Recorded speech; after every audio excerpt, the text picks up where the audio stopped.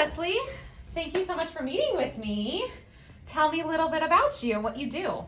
Thanks, Jessica. It's great to be here. Right, well, I run a company called Walking Tall Training and Consulting with my husband, Chris, and you can tell from my accent that I haven't grown up here, and we're originally in the UK. I started the business Walking Tall, which is all about leadership development and specifically about leadership brand and leadership behaviours. I started the business in the UK in around 2002.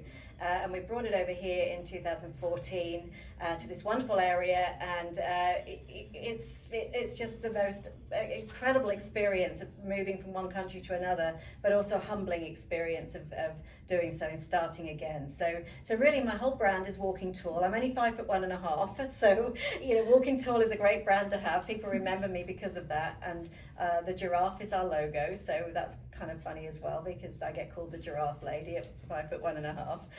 But my whole business is really, and my whole career has been focused in this area of leadership development for some time. And during this time, you spoke a little bit about exactly what you do. How have you managed to pivot and navigate through all of this hard and difficult times right now? Talk to me about that.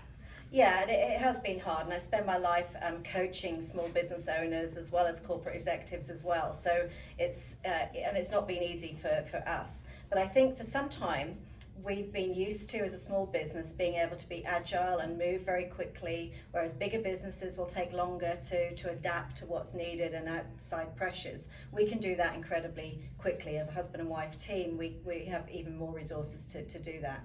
And for some time, we've been delivering leadership training online and virtually. So really, it was just a matter of honing in those skills, doing more of that, being able to help our clients move from a classroom setting to being virtual. So we've done a lot of that. Part of my job is as a conference speaker and a professional speaker, and I travel internationally for that, or used to, so that kind of dropped off a cliff. So I had to find a way to replicate that.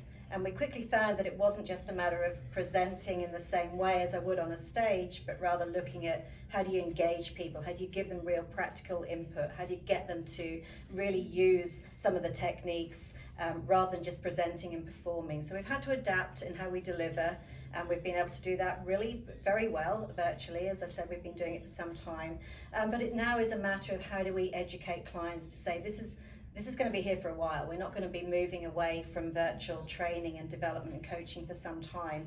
So how do we embrace that? How do we make it more engaging? And it's a challenge still. I'm not saying it's easy. It really isn't. And as any small business knows, you've got to make sure that you're resilient and you can put things in place and move quickly for what's needed right now. Mm-hmm. So you talked a little bit about leadership and exactly what you do. And I understand you're part of this huge program called Leadership Carmel. What is your role in that specifically? Yeah, this is so exciting. And Jenny from the Carmel Chamber asked me last year if I would be interested in being involved in this Leadership Carmel initiative. And I just jumped at the chance because I just think this is so positive as part of the whole Carmel Rising initiative as well. And this is focused on developing leaders in the community to have the skills they need to lead into the future. And we're so excited about having put together a program which is 9 months long, 1 day a month for 9 months. The morning sessions are all about the community and learning about the history and the operations of Carmel as a city. And then the afternoons are all about leadership skills. And this has really allowed me to delve into all the experience I've had over the last 15, 16 years in all aspects of leadership and say, pluck out the pieces that are really relevant right now to leadership in the future.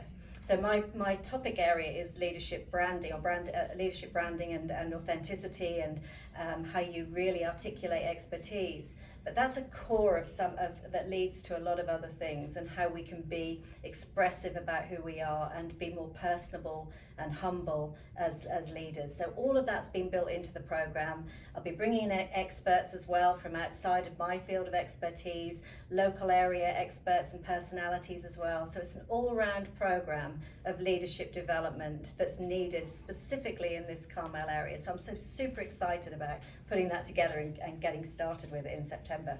Well, thank you so much. I really do appreciate this.